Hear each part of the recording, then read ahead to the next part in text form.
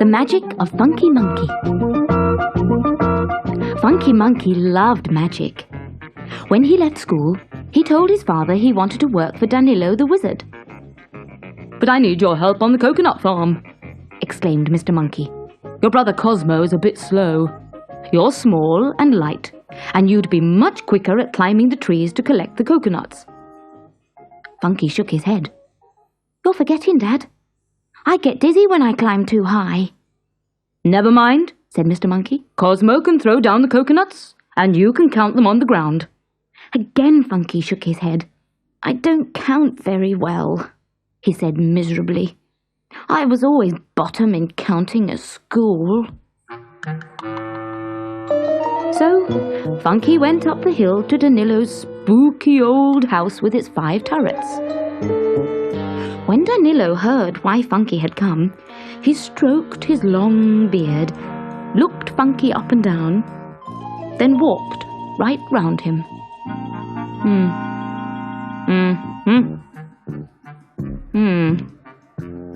"I've never had a monkey working for me," he said. The wizard took him down to the vast cellar where he prepared his spells. Funky looked round at the big jars marked toad flax, elderberry powder, monk's hood, and juniper berries. The shelves were filled with dusty leather books.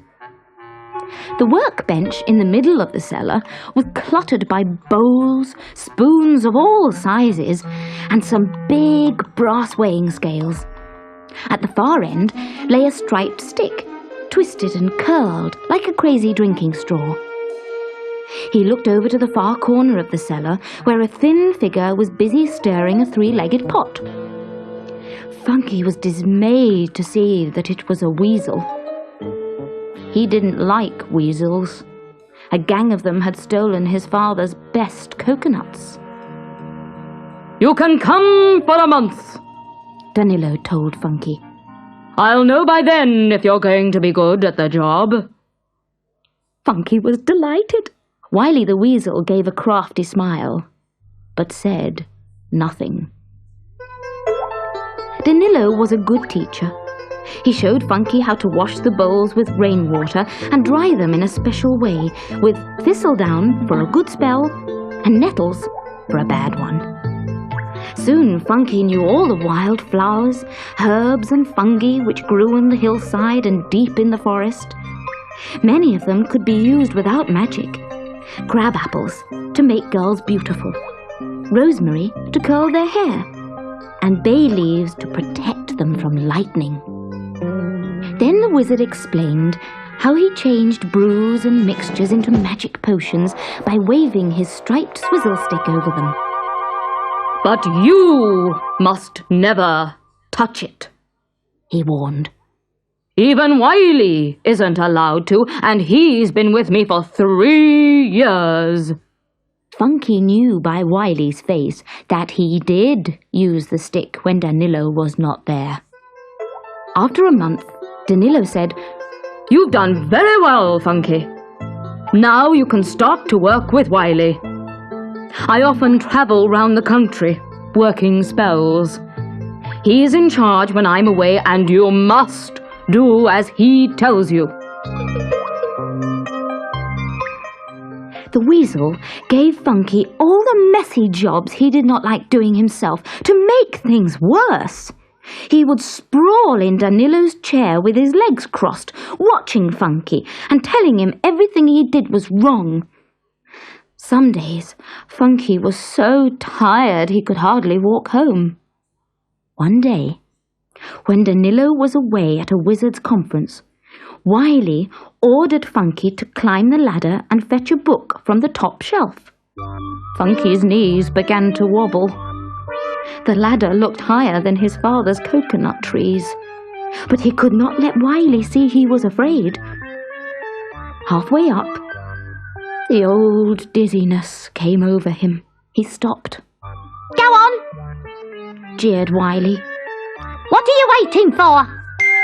Funky shut his eyes, gulped, and made himself go on. He grabbed the book in one hand, trying not to think about how far he was from the ground. The book was heavy. It slipped, crashing onto Wiley's head, and the weasel fell, squealing with anger. Funky turned to look at him, lost his balance, and fell straight into a bowl of ivy soup. He gasped and gurgled, trying not to swallow the poisonous mixture. Wiley struggled to his feet. "You clumsy, stupid monkey!" he shouted. "Wait till Danilo hears about this! You ruined his book of important spells!" He rubbed his head. "I'm bruised all over! I'm going home! But you'll stay here all night and mend that book!" Wiley seized the big key from the door, limped out, and locked Funky in the cellar. Trying not to feel frightened, Funky groped for a candle and lit it. Then he washed off the sticky mixture and dried himself. It took Funky only an hour to mend the book, so then he looked round for something else to do. The swizzle stick was lying on the bench. Funky picked it up and danced round the cellar, waving it above his head. Then a terrible thing happened. As he passed an old stone jar, it started to bubble and puff out clouds of steam. Startled, Funky stepped back, knocking over a basket of dandelion leaves which fell into the bowl of ivy soup. He threw the swizzle stick onto the bench and crouched in the far corner of the cellar, watching in horror as the stone jar grew bigger and bigger. It was going to burst. He pressed his hands over his ears. Suddenly, a stream of orange-coloured liquid spurted high into the air. Worse was to come. Some of the liquid fell into the ivy soup, which changed colour from green to brown. It gurgled loudly and began to smell nasty. Funky crouched in the corner with his eyes shut and waited miserably for morning to come. Then at last, he fell asleep. He was woken by the sound of a key grating in the lock. Danilo was staring round the cellar in amazement. Just behind him, with a big, bumpy bruise on top of his head, stood Wiley. "Explain!" The wizard's voice was harsh as he pointed a long, bony finger. Funky looked nervously at Danilo, who frowned when he heard about the book. But Funky had mended it like new, so the wizard was satisfied. He turned to stare at the bump on Wiley's head and gave a little chuckle. "That won't do you any harm. You were getting far too conceited." The weasel glared and turned away. It was 10 times harder for Funky to explain about the swizzle stick. As he confessed what he had done, Wiley looked delighted. "He knows I'm going to lose my job," thought Funky. But, to his surprise, the wizard was more interested in the mysterious brown mixture. He sniffed it, stirred it, then tasted it.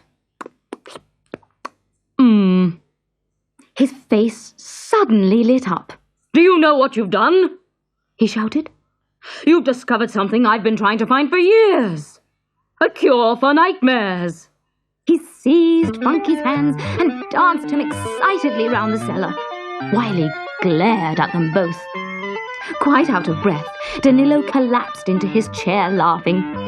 Oh, you clever monkey. Now, tell me exactly what you did and how many twirls of the swizzle stick you made. We must get it all written down at once. I've had hundreds of orders for this one. We're going to be really busy for the next few weeks. Wiley, fetch a pencil." At first, Funky could not remember exactly what he had done. He counted slowly, using his toes and fingers. Wiley wrote it all down, his face sulky, although he could not help admiring the little monkey. When Danilo was satisfied, he told Funky to take the day off. "Oh, but be sure to return tomorrow," the wizard said. "I still have lots to teach you." Funky ran all the way home, eager to tell his parents what had happened. They were happy to know he was safe, and were delighted to hear his story. "Well," said Mr. Monkey, "I can see that Cosmo and I will have to run the farm without you, now that you are a real wizard." Then they all sat down to a wonderful feast of bananas and coconuts to celebrate Funky's new life of magic.